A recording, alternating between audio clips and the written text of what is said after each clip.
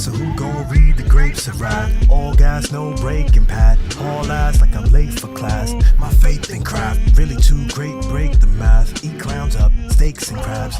Basic pass, y'all need a clue. Stacy Dash, we all in black, the Matrix cast. Rise awake and faster, better yet break the glass. I cut through both snakes and grass. Passion, I'm laced with that. Spit too cold, your face get chapped. Whole space collapse. I'm basically chopping this whole place in half. Be the last thing you see like a Jason mask. I'm bodacious, totally so safe, embrace. In fact, I shoot straight through Satan's cap. No shortcuts, adjacent path. We cook an apron sash. I bring the heat when you station that.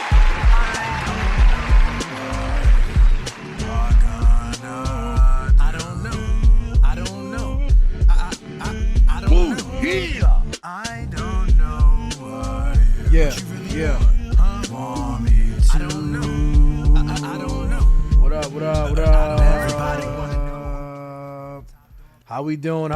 Yo, that was the new joint. I don't know. Dropped this last week, about 5 days ago. How we doing, yo? It is 1 in the morning, but I felt like I needed to get this in. Every Monday and Wednesdays. I guess 1 in the morning makes this technically Tuesday, but it's all good. We are here. It is How Billy Sees It. It is February 5th. What up? So much going on. As I said before, man, we're going to kind of straddle the line on season 3. I'm going to do a little bit of topical stuff, talk about a little bit of politics just to open us up. But the way I want to do this and the way I think we should do this is to really open up our sense of what is political, what is politics, what is news. So, we're going to do the topical kind of things with the, the big names, the Washington, D.C. bullshit. But we're going to come back and ground ourselves in meaningful conversation and meaningful, what I think about concepts of philosophy and consciousness and love and community and things like that. So today I want to talk about authenticity. That's probably in the title. But as I said at the top, we'll talk a little bit about this crazy, this Trump administration, which is moving very, very fast, doing a lot of stuff, getting a lot of people anxious and worried. It's a full court blitz, an effort to overwhelm the already overwhelmed and underwhelming news media, the already complicit and easy to manipulate news media is being manipulated even further and overwhelmed by the sheer breadth of the amount of things that Donald Trump and his billionaire cabinet is tackling and challenging and changing. So we've got he's thrown out some stuff about taking over Greenland, Mexico, Canada. He's really in this annexation and acquisition phase where he's just throwing out things and kind of seeing how people respond. All of these countries have responded, saying that there is no sale to be had, there is no acquisition to be had. People have to take the president seriously because, again, like this guy's a troll, but he's here with this massive bully pulpit, speaking from the podium with the White House seal on it, saying all kinds of things. And so other members of the world community, other leaders have to respond. Elon Musk, the guy who at the inauguration did the Nazi fascist salute twice, the guy who did that twice at that podium and who the media decided to pretend it didn't happen and just move on from. He and the Doge people, this effort, this supposed government efficiency plan, they're doing takeovers and moving in and placing people at high position in different parts of the government. I've got an article here about the Office of Personnel Management and General Services, GSA, General Services Administration, how Elon Musk put certain people in leadership positions and they seem to be just engaged in trying to buy people out and fire people and all this stuff. It's getting a lot of press. This is still unfolding stuff, but really there is no plan for, like, a lot of this stuff is unprecedented stuff. The people carrying it out are moving in an unprecedented way, and each of us has to respond to an unprecedented situation. I think we just have to remember that just because somebody has a title whether it's president or whatever, we don't have to respond. We don't have to not respond. We don't have to follow those orders. And so, yeah, different employees in different positions are finding ways to resist. And the best media that I know is documenting what looks to be some very aggressive power takes from the executive branch, okay? If you're looking for some good media that's covering this stuff, go back to my website, okay? Applause for that. www.billybunton.com. You can go to that website and, /media center. Right at the top of my website, Media Center, I have a whole bunch of good independent media that I respect and that I've vetted and I've chosen to highlight on that page. And they're covering this better than the mainstream is. Trust me. They just are. Not only those things, right? But also we've got this Guantanamo Bay detention center that's being built for migrants. We've got today, I think, Trump and the war criminal Benjamin Netanyahu had their chat in a public kind of press conference where Trump is now endorsing openly an ethnic cleansing in Gaza. He's talking about moving all 1.5 million people out. He says that the place has been destroyed. It's utterly destroyed and ruined, and there's no reason for people to come back. He wants to create, some better housing, some better opportunities for Gazans where they won't want to come back. In some of the neighboring countries, they won't want to come back, he claims. And so obviously this is an ethnic cleansing, and this is just a damn shame. It's a real shame. A lot of the people of Gaza, the people who've lived there, and the people who followed this conflict for a long time understand that the Palestinian people just don't have any allies in our government at this moment, not in either of the two parties.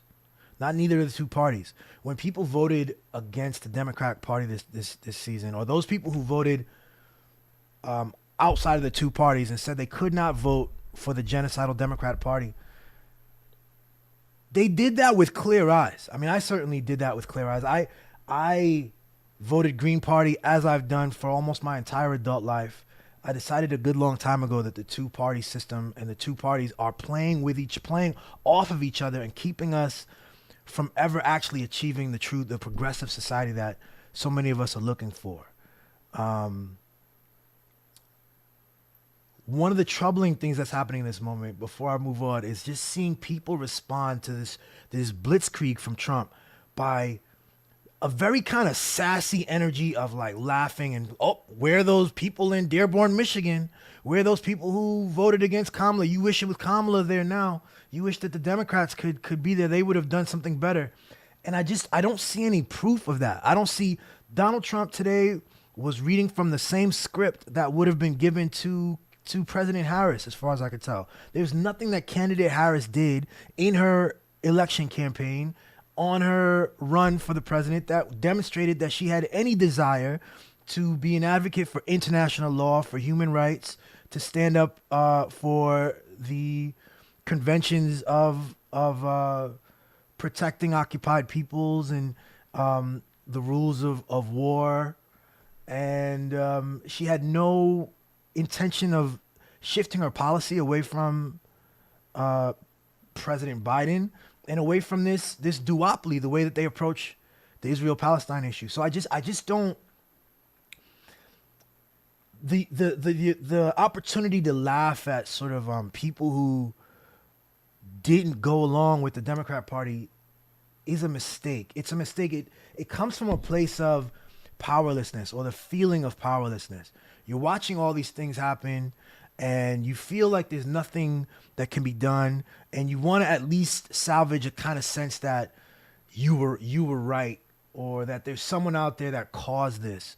And instead of being able to look right at who caused this, that is to say, the supposed opposition party, the supposed anti-war party, the supposed labor party, the supposed party that's supposed to represent working peoples and be a counterweight to the corporatist, fascist tendencies. They're not there. They're not present.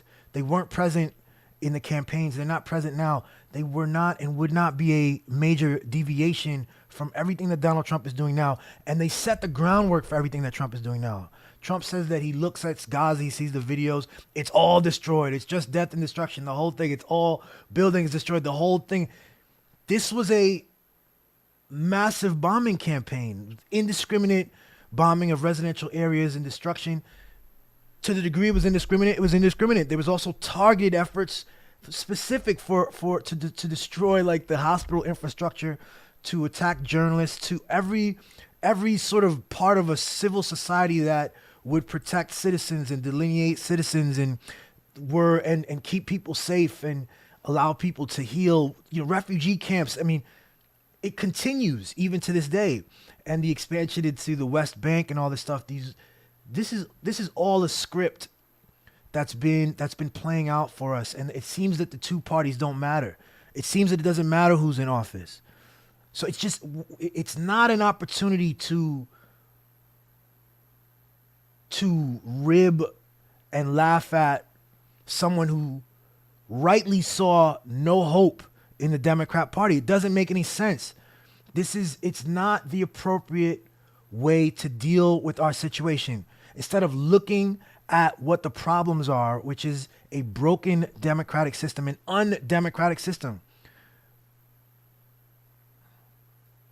My focus has been on the media very much. But if you're focused in the politics realm and you think the answer to the thing is that everyone should have voted for the Democrats, you're lost. You don't get it. You don't get it on any of these matters, whether it's Gaza or the many domestic things going on, which are now you see Trump aggressively going after things that have been deteriorated over the course of many cycles now.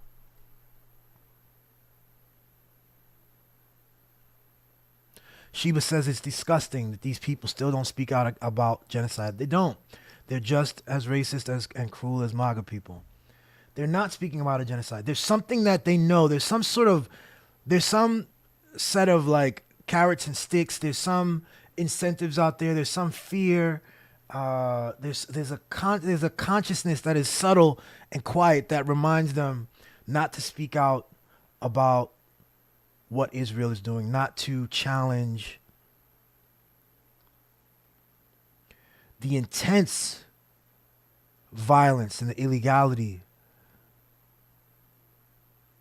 They understand. They've been given a sense of the bounds, and so they just kind of revert back to screaming at other seemingly their equals, seemingly other powerless citizens, instead of looking at this broken system and how it's been used and abused and how money has warped the system and how Israel and AIPAC has openly warped the system. They now brag about it on Twitter quite often, what they've been able to pull off in Congress and in the executive branch and what that means, and to talk about that instead of so many weird takes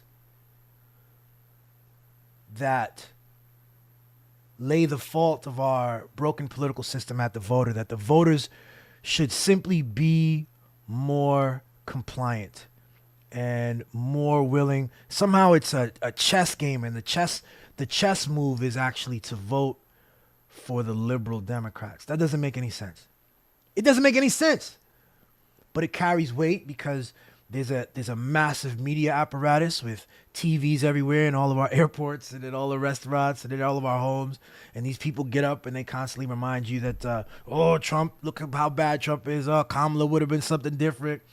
Trump bad. Obviously, the Harris campaign, the Democrats ran a flawless campaign. That's something that a lot of the Democrat talking heads in the media are saying. So they ran a flawless campaign. So, of course, the problem were the voters, of course, it seems. And so people will say that. But that's absurd. And on some level, you have to know that that's absurd. And if you're, and it just, someone in a little argument on Facebook accused people who held Harris and the Democrats to account for their genocide. The people who voted against the genocide party, the Democrats,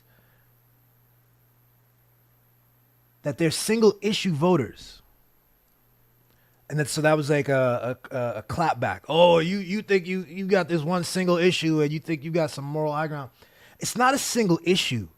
It's not a single issue. The genocide in Palestine is not a single issue. It's multiple issues. When you stand up for Palestinian liberation, you stand up for international law, you stand up for the power of the UN, you're standing up for peace. When you stand up against what Israel is doing, you stand up against their, AIPAC's manipulation of our Congress. You stand up against the obvious manipulation of our news media. You're standing to preserve quite a lot.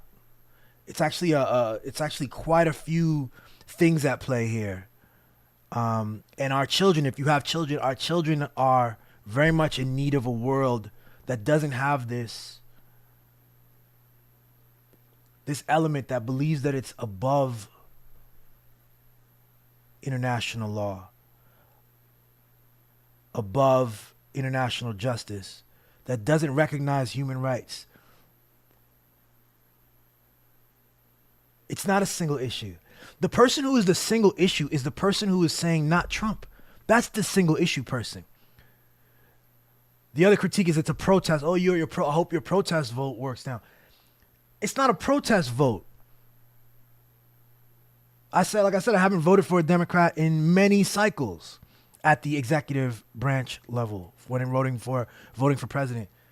I'm never voting as a protest vote. I'm voting for my values. I'm voting for the world that I want to see. I'm voting for the platform, the political party candidate ticket that has a platform that speaks to my values and speaks to the world that I want to build, the American society that I want to build. That's my vote. You know what a protest vote actually is? Is the person who's talking about, no, never Trump. I don't want Trump, anything but Trump. This reflexive jump, anything but Trump, no matter what it looks like over there, no matter what that candidate is, even if it's this Joe Biden, sleepy Biden, who can't even open his eyes and is like barely being coherent. And as far as I can tell, clearly being abused, being used by the people around him. Without any consideration, without any demands, without any ask for anything. This reflexive anything but Trump, that is a protest vote. I vote consistently for my values. That's a single issue sort of reflexive political move that is simplistic. And it isn't chess. It isn't thinking long term. But you can come up with whatever narrative you want. You can come up with whatever narrative you want. That's something you can do. All right? And I'm gonna just leave it at that. Yeah. I'm gonna leave that political stuff at that. And I'm gonna continue with a slightly bit of a tangent, pivoting us more towards my stuff, which is the journalism stuff and authenticity. Before that, let me see what Sheba says in the chat here. Sheba says, yes, it's like this because of Biden and Dems, plus campus protests and censorship. That's right. It's not a single issue. There are people interested in curtailing the First Amendment, curtailing our right to speech. They are merging political notions like Zionism with religious groupings like Judaism, in an attempt to make it impossible to parse things out and not impossible to talk about the barbarism and that has been going on over the last 16 months. Make it difficult to say these things. Charge people with claims of racism and irrational anti-Semitism when people are talking about a political entity. They're talking about a state government. They're talking about a political ideology. They're talking about a genocide. So it's not a single issue thing, and it's actually quite important. It's very important that people hold the line there. And it's very important that we notice that if both parties are failing us there, it is not the voters' fault. There's something wrong with our political system and with both parties. And just like in other periods in human history, when the Democrats emerged as a party because people were over the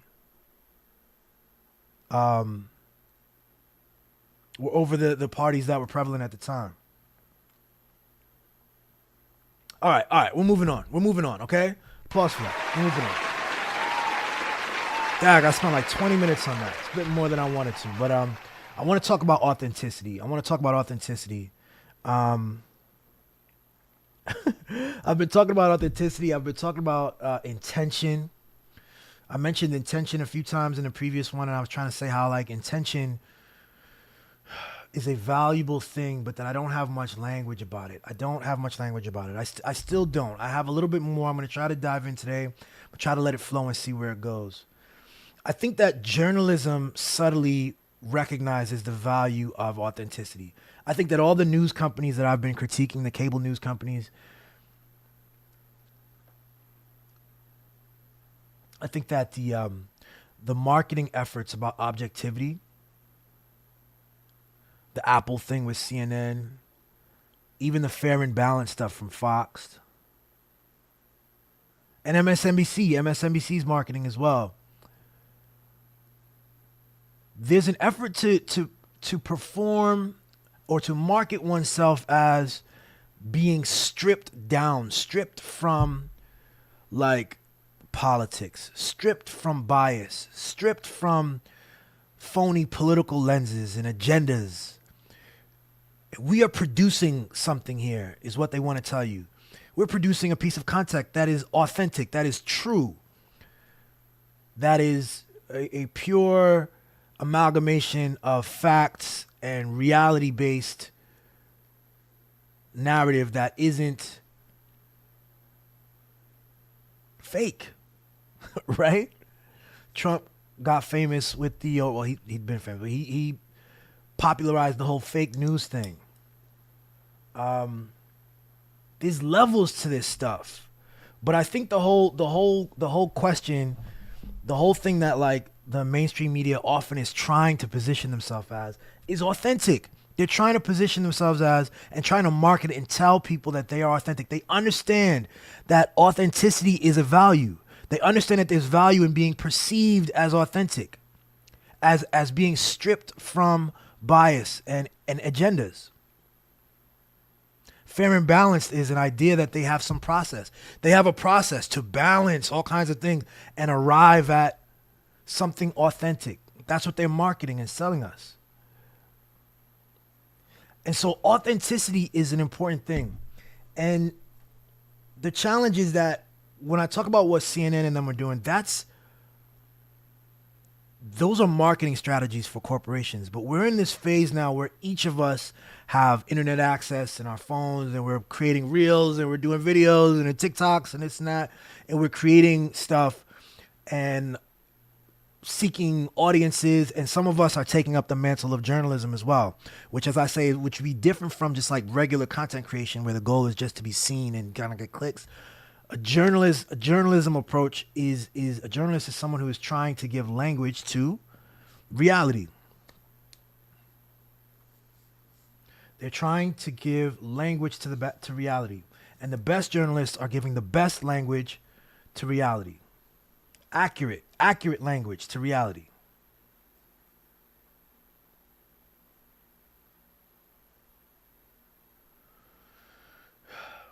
So I think there's something about authenticity. There's two parts to authenticity that I want to kind of dive in before I get off here. The first part is a concept of wholeness in relation to authenticity. And the second one is a concept of like evolving.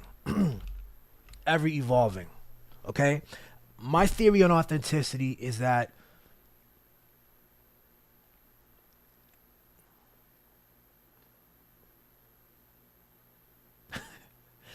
somehow it requires a wholeness. It requires a capacity to incorporate all that is.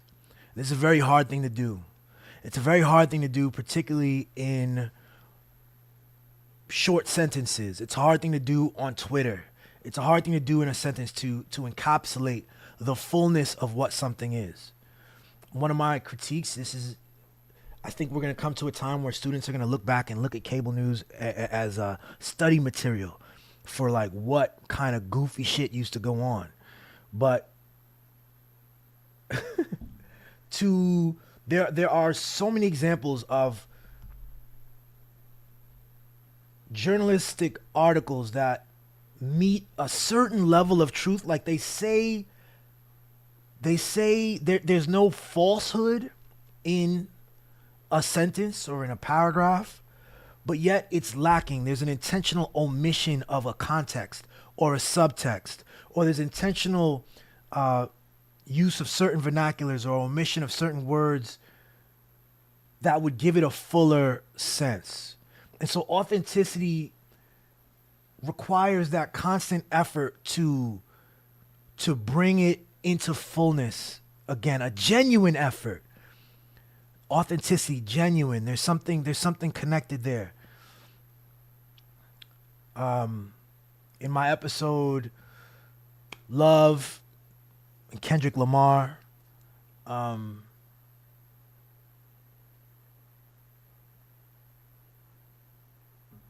talk about this. I talk about how our words are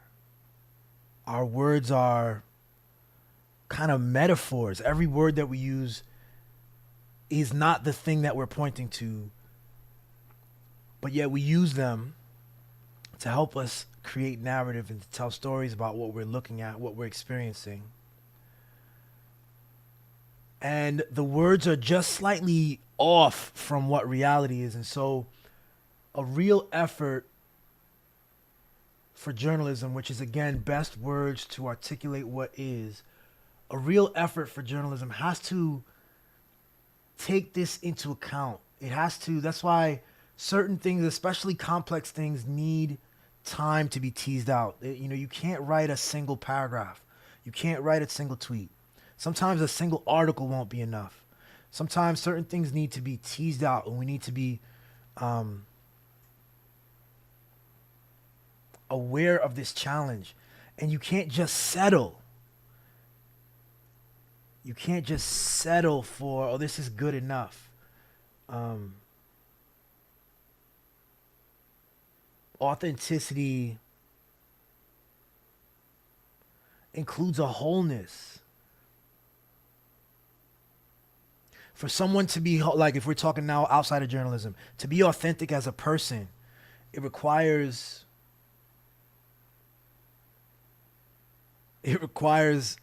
an attachment to one's wholeness. It requires a connection to one's wholeness. It requires a real effort to understand where you are, in what perspective you're speaking. When people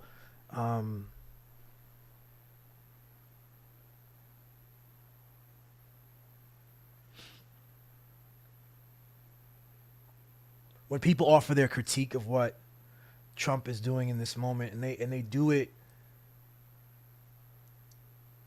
because it's Trump. So for instance, critiquing the ethnic cleansing because Trump is doing it, but being fearful or quiet when Biden was doing it. Today, the people of Gaza might appreciate your critique of Trump's plans for Gaza, but the argument being made lacks an authenticity if it's driven by a partisan thing. If it's driven by the fact that Trump has an R in front of his name, and it's not driven by the fact that he's taken the reins of the same machinery, the same genocidal machinery that the prior president had. And authenticity has to see the whole thing and be able to genuinely spot the harms and the wrongs sort of broadly encompassing the whole thing, not being driven by a political angle. Which this goes into the second part of authenticity real quick. I'm gonna switch to this real quick so we can see here. I got this on Facebook on one of my page that I follow called Petty Wicked. I don't know. One of these meme pages. It talks about authenticity. It says the best part of being authentic is that there is no image to maintain. You will delight some and disturb others, and none of it will concern the truth of your being. I think there's powerful truth to that.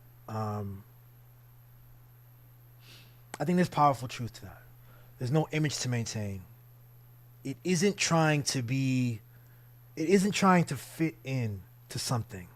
It isn't trying to fit into the paradigms, whatever the successful, popular paradigms of the moment are, whether it's the left and the blue, right, or the blue and the red teams.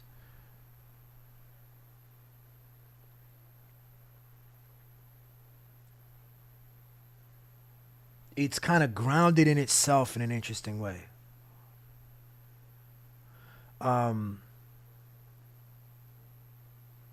What I left a comment here on it saying, I love this and I want to follow that. Like, we have to always allow this thing we call authentic to grow and to evolve. The moment you latch onto a concept, right? A concept of what is authentic. When you latch onto that, you are now committed to something outside of the authenticity. And you're now attached to something outside the authenticity, and you now have pulled yourself away from being authentic. Authentic is a tricky thing. Just like truth, it's a beautiful and tricky thing. And I think there's value in being able to really parse this out. What I'm trying to say is, so like I said, the first part of authenticity has to do with notions of wholeness, of dealing with both the things that are obvious and clear to us and good, and the things that we want to share, and also dealing with the other side of it. So that's the wholeness. And then the other part of it is the evolving part, where the authentic person is evolving. The authentic person is not the same person every time. When I was growing up, I remember like some of the goth kids who would wear black or whatever, and they would wear black as an expression of authenticity, as a departure from the broader sort of pop culture stuff, as a departure from Barbie, as a departure from brand name clothes and expensive sort of high fashion. The authentic goth person says, no, I'm going over here. I wear all black, and we lean into the weirdness, and we don't care what the broader culture says. So on one level, it feels authentic. There's authentic sort of, nah, I'm over here, I'm a different.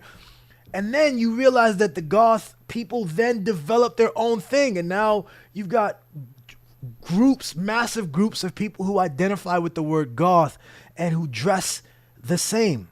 Somewhere along the line, the authenticity of being different from the norm creates its own norms again.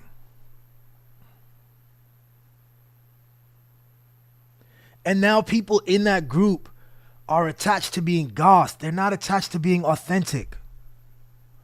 And attached to being goth, what does that mean? It means whatever it means for them. It means, for some people, it's simply related to fashion. For other people, there are other sort of modes of being that are goth, that are goth. That is modes of being that are not authentically driven. They are now just a subgenre, a subcategory of like popular behavior. And I don't have to pick on goth. I can pick on anything, any grouping, any words and labels we have. I think the religions are some of our older examples of this. And we look at people today who associate with different labels will associate with Christian, let's say, in this country. And you see that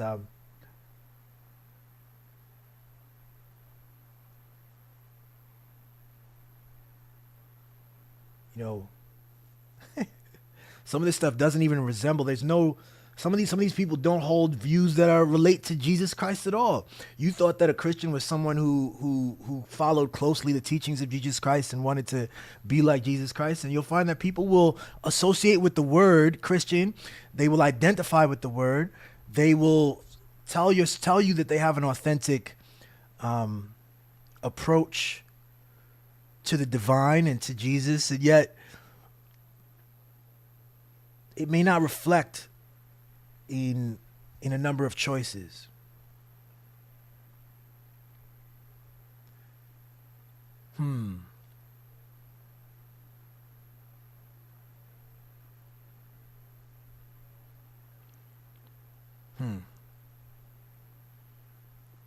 Authenticity just has to evolve. It's a thing that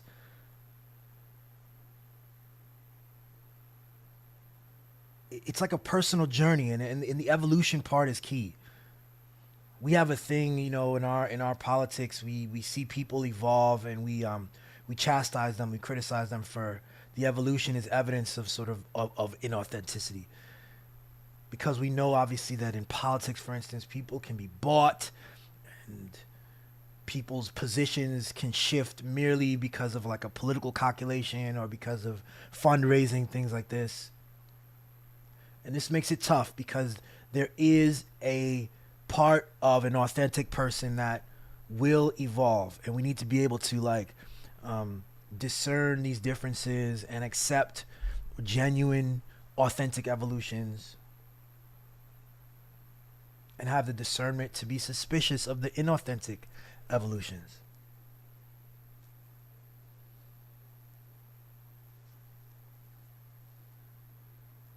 But it's a hard thing. It's a hard thing to discern from outside of someone, because you don't know what's going on in someone's head.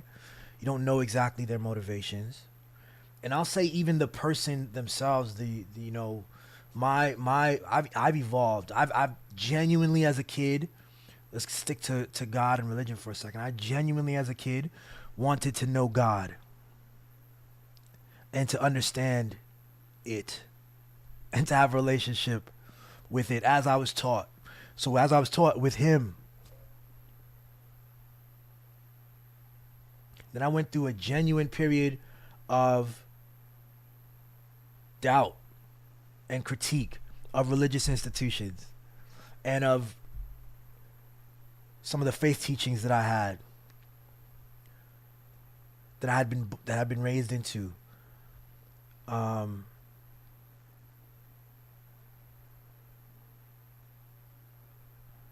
And I find myself back to a genuine place of acceptance for faith. Am I always authentic? I don't know. On this matter, I think I've been authentically always seeking truth. I think that that's true.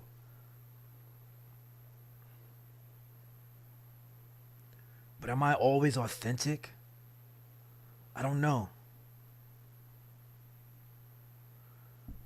Let's go back to the wholeness thing for a second. If we're talking about authenticity in journalism, again, talking about wholeness, it means engaging with everything. So it means engaging with the profit motive. It means that you can't be a journalist or a journalist organization claiming authenticity but not dealing with the wholeness, which is which relates to the profit motive, which relates to the advertising dollars, which relates to the whims of the CEO and how this affects the news, how this affects the journalism product. You have to deal with that wholeness. And so on a personal level, for me, my authenticity, let's call it the shadow. These things related to the CEOs and the money and the advertising and all the politics of language related to news, these are things that are in the shadow of the news. The news organizations don't want to talk about this directly. They want to give you the image of the old intrepid, like they have this like 70s dude ever since the Watergate scandal. They love to bring us back to this. This is the heyday of journalism standing up to power when they caught Nixon doing the Watergate stuff, and it's like, oh, this is what journalism could do at its best. And he doesn't deal with what journalism does at its worst. At its worst, journalism exhibited in Fox News and in Daily Wire, for instance, at its worst, journalism can be the production of content squarely for the purpose of clicks, attention, sales, which drives a certain kind of behavior. It means looking out at the world, not being interested in reality, not being interested in conveying reality, using appropriate and accurate language for reality, but simply looking out into the world, looking at your competitors. If you're a newspaper or a TV station, you're looking at your direct TV competitors. You want to find an angle, a marketing angle, a demographic that is sufficiently different from the other already existing ones. And then you want to feed an audience a thing. And because you're so interested in the profit and you're so interested in the acceptance from the viewer and being perceived and being and people liking what you're saying so that they'll click on, you're no longer engaged in observation or giving language to reality, which is what journalism is. You're no longer doing journalism. You're in a place of fictional content creation. So that's journalism.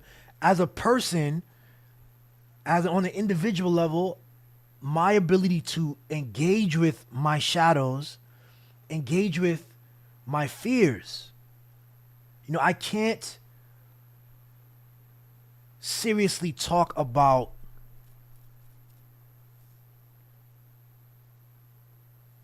any issue if I'm dealing with a fear of my job, for instance.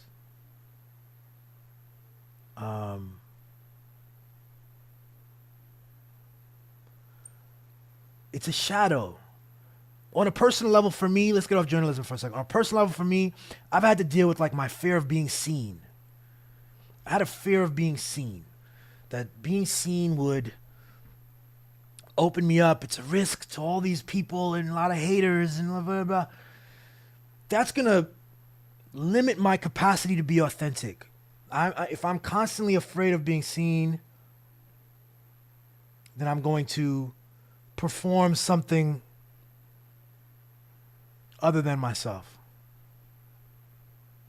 If I'm afraid of being judged, which is an extension of the fear of being seen, then I can't be authentic because I'm concerned about the gaze, and I'm concerned about the gaze, Gaze, concerned about being seen, and I'm concerned about being judged, and I have to perform something different than the self in order to navigate that. I'm thinking about how these forms of judgment might arise, and I'm trying to preempt it and present something that would be above judgment.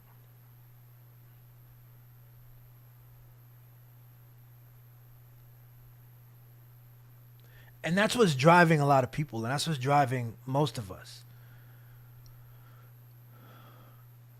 My path and my journey for authenticity has come through like a direct engagement with these kinds of fears, these concerns about judgment.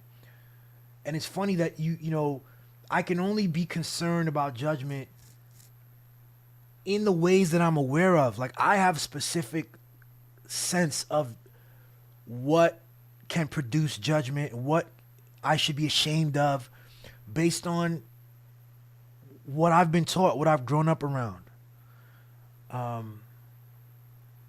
One of the early things I did when I left CNN, apart from working on cartoons, I moved away from politics for a bit. I was trying to figure out my footing, trying to figure out my voice. And did some cartoons with Sheba and was working out early ways to get my YouTube going.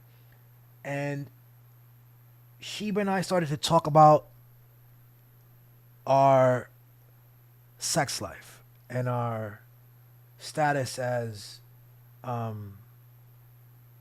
non-monogamous. We're a non-monogamous married couple, and we would talk about that. And I remember we talked about that in a couple of episodes, and then we got invited on this podcast, and we talked about it. And this was an awkward thing for me, but somehow I knew I had to walk through that. It was an awkward thing for me because I can be private. I have a sense of my privacy. Again, it's a judgment thing. I didn't want to be judged by people. It's also awkward because as I use my voice, my political voice, my whole thing, I wasn't sure that I wanted people to even know these things. And, I like the idea of whatever I was doing being for me and the enjoyment that I got from it. I didn't need anybody to know anything. But my process for authenticity required that, fam.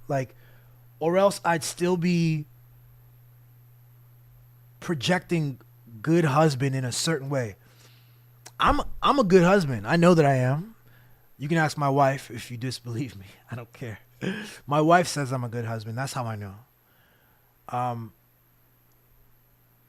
But my presentation of good husband, whether it's on here when I'm talking on the How Billy Sees It show, or when we do our couples goals thing that we do, this game show we do, or in my music, in my art, I would be encumbered a bit. I would be attached to a certain sense of what I think the world wants me to look like as a husband.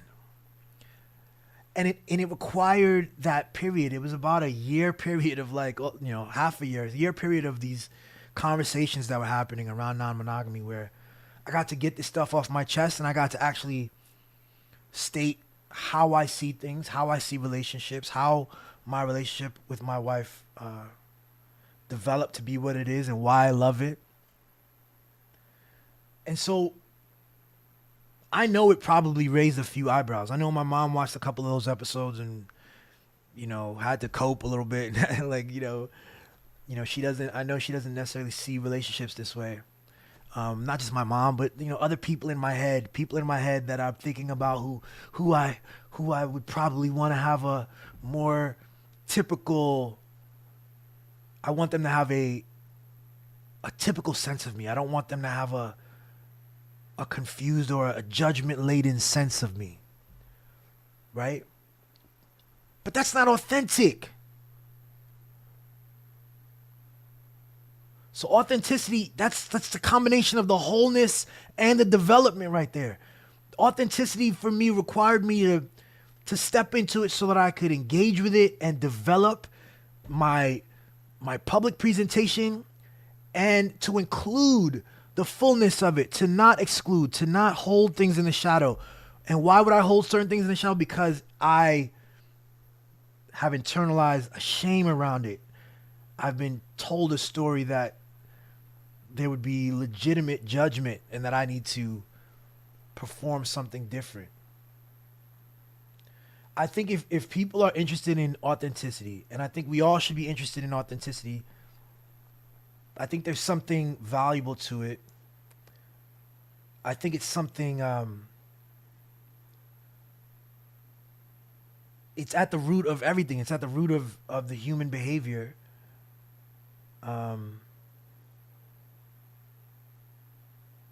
Your authenticity, your intentions, your authentic intentions drive your choices. It drives what you see.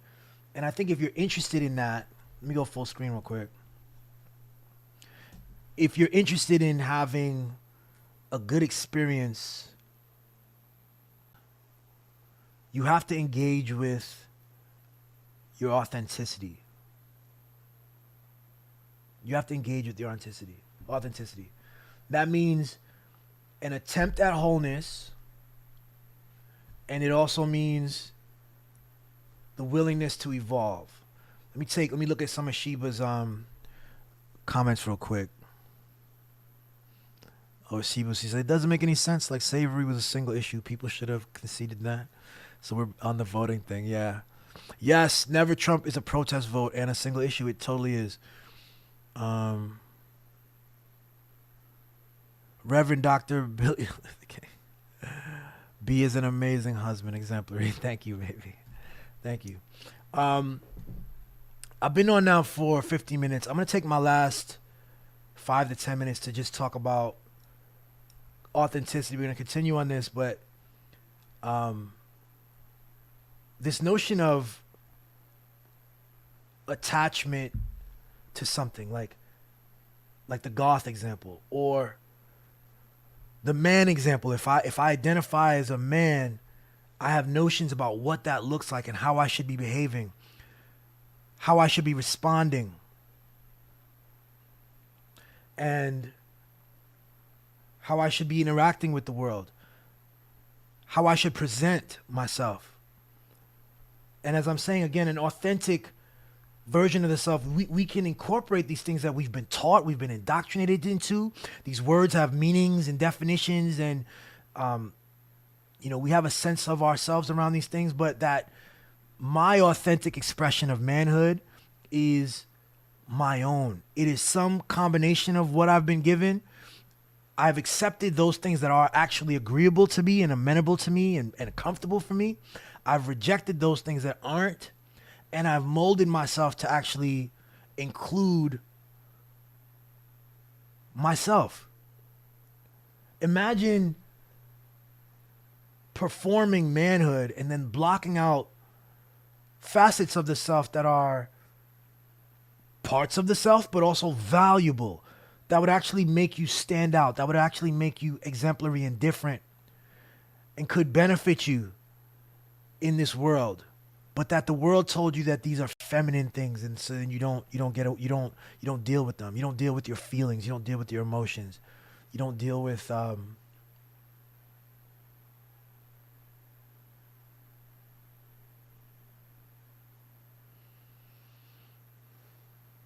don't know, certain ideas and concepts you discard. You say that those are feminine and those are things that you can't deal with. This world is big, man. This world is huge. Our concepts of reality are tiny slithers of what actually is. There's something insane and somewhat magical. There's a lack of language. Our physics only takes us so far. Our sciences only takes us so far. There's a texture of this reality that is mystical and creative. And if you have a sense of yourself as a masculine logician, this logic person, you might miss out on that. You won't give yourself the opportunity to see that. You limited your expression. So to me, once I was made aware of this, it became very obvious to me that part of my job is to challenge what I think I know about the world and about myself. And sort of the product from that would be something called authenticity. Just like I'm saying, like there are things that you don't want to latch onto an idea or a concept. You want to allow this thing called authentic to grow and evolve. You don't want to identify with a certain set of behaviors or feelings and say that this is authentic. This is my authentic thing. I grew up Cassidy to be like, yo, I am who I am, and I'm keeping it real. And that meant something. It was a set of behaviors. They weren't always good behaviors. They weren't always behaviors that were serving the person speaking these things and claiming them as authentic, as real. They weren't necessarily serving them, but they were presented as real. They were presented as authentic, as something that we should herald and try to be. And when you do that, there's a weird thing about trapping yourself in something, and you have to try to become free. For me, yo, over the last couple of years, yo, being married to Sheba, part of my path to authenticity, I've laid out a few of them here. Part of fear of being seen and negative stories, humility, yo. I was raised on a sense of humility. I realized that I have some talents. There are certain things that I'm good at. I have an ability to learn things quickly, and and I'm creative, and I'm good with women. all that would make me uncomfortable. In certain settings, I realized that sometimes certain things I was good at would be making other people uncomfortable, and I learned to like fall back and be humble. And I own that. It was part of my identity. I'm a humble person. Yeah, this, oh yeah, she thinks I'm cute, or this, oh yeah, this is working out for me, and I got this thing I'm working on, and I just keep it a buck. I try not to, I see other people who very excitedly tell you about their shit, and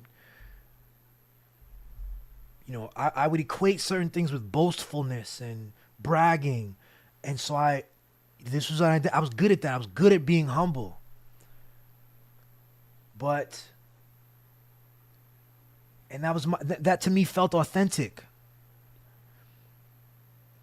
And I want to say that I'm glad I did that. I'm glad I was that person for so long, right? I like who I am now, and it involved that ability to engage with humility and to be humble.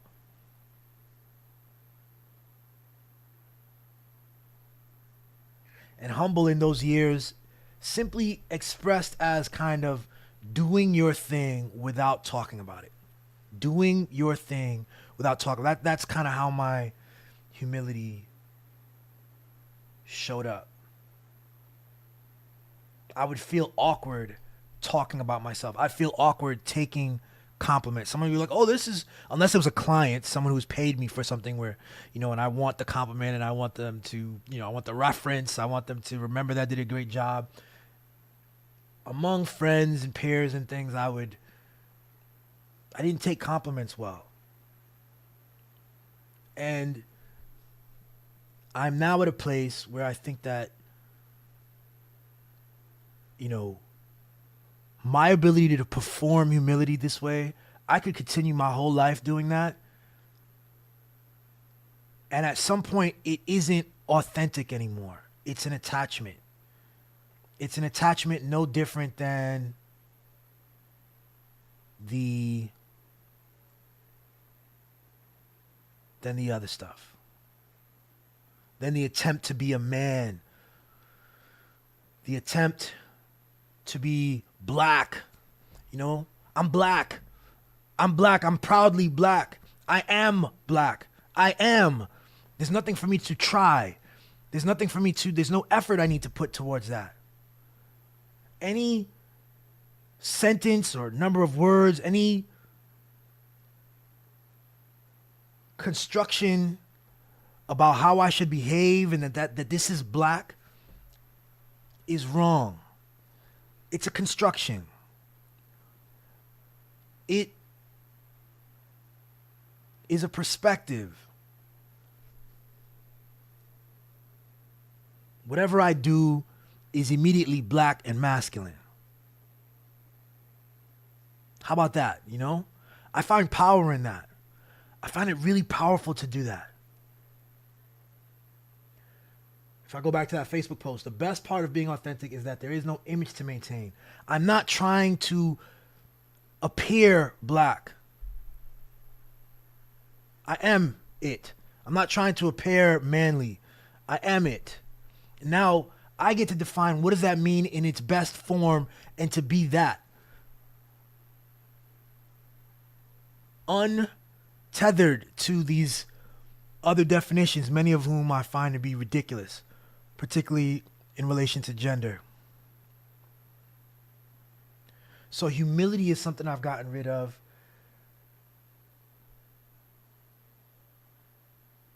Labels are something that I've been able to peel away and to just get comfortable and say that I am. And it takes a lot of time. It takes a lot of time to notice what parts of the self, even if it feels authentic, what parts of the self are performance or are rooted in performance or are driven by performance in some way. By that I mean some sort of like awareness of the external gaze and an effort to fit into that and to avoid judgment. The world is so full of judgment. These judgments can change your entire life prospects, your happiness, your income, your people will judge you and different things will happen to you And then at some point you have to come back to yourself and find an authentic truth and be able to sit in that, and be grounded in something, in a purpose, in a vision of the self, in a sense of one's own beauty, in a definition of one's own good. And then it doesn't end there. It continues. It continues to evolve. It continues as new circumstances present themselves, as new external judgments arise, new words present themselves, new technologies. You are still you. And to trust in that instead of being driven by the external assessments. That's the difference between like being driven by truth and being driven by external assessments. It'll produce entirely different things.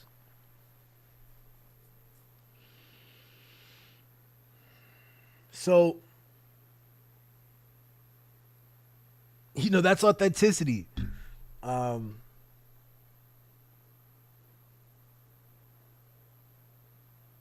That's the challenge. And it's the challenge for everybody. It's a challenge for everybody. Everybody's got a different thing. You know what I mean? I met this girl several years back, and we were hanging out and we were talking. We'd only like maybe the second time we met, and she had this whole assessment of me like, well, you're light skinned and you're cute and handsome, so you get everything you want. People probably, it's like, I'm bringing this up because I remember when she said it, I was looking at her. She's really serious. She thought that she had an assessment of me, and it triggered for me all the stuff that like I described earlier, how I would make myself small and I would try to be humble. It triggered for me like, oh man, I showed her something too. Like she's pretty much saying that like you're handsome and cute and light skinned, and so you're not a great person. You don't even, you're probably a shit person. And I immediately got into this mode of like trying to downgrade myself. Oh, I'm not that cute. Oh, like, what are you talking about? And get back in her good graces, that I'm a good person. No, it's like that was an old version of me that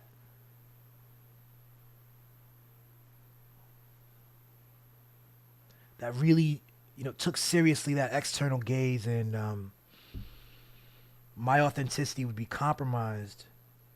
My light, my skill, my abilities, my handsomeness, whatever. The shit that I'm good at, I would try to tamp down to avoid this kind of stuff because I'd heard similar kind of things at younger ages at different points in my life. My authentic self in this moment includes an acceptance of the fullness, man. My life has been amazing. I've had challenges. I've had undue privileges. There's something about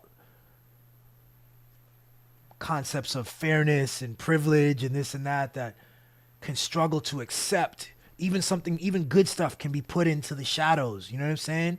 Because the psyche doesn't want to incorporate them, because the psyche has a fear of the judgment and all this stuff.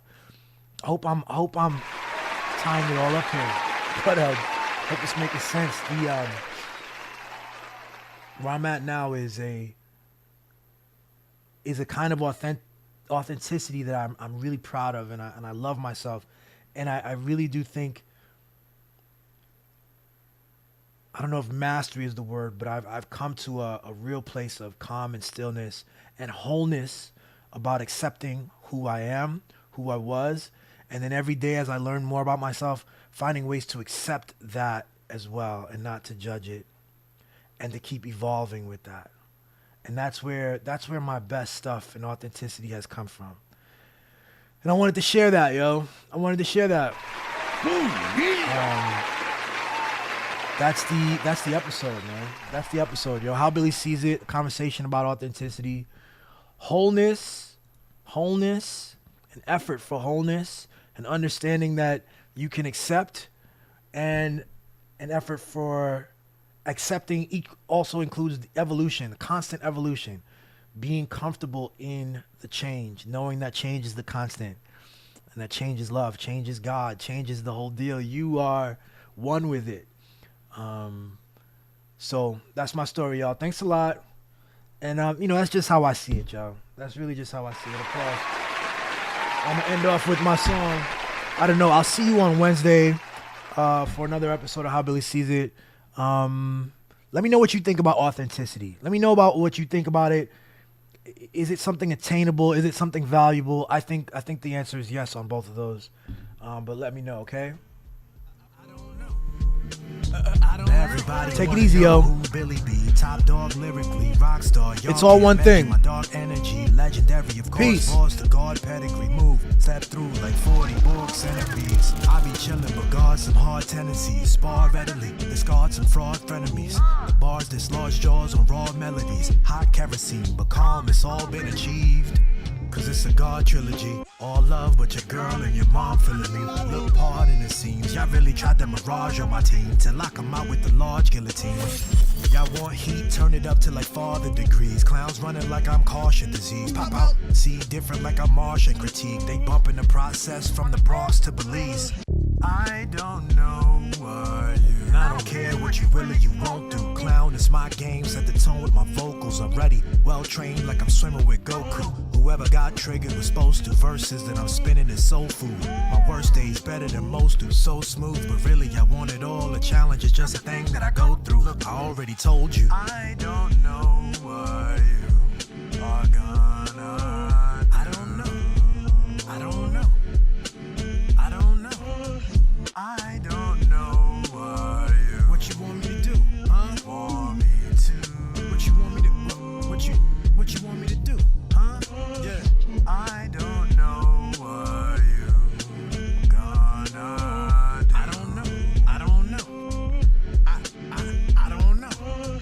I don't know what you. I don't know. Want me to? What you want me to do? I don't know. I don't know. Yeah.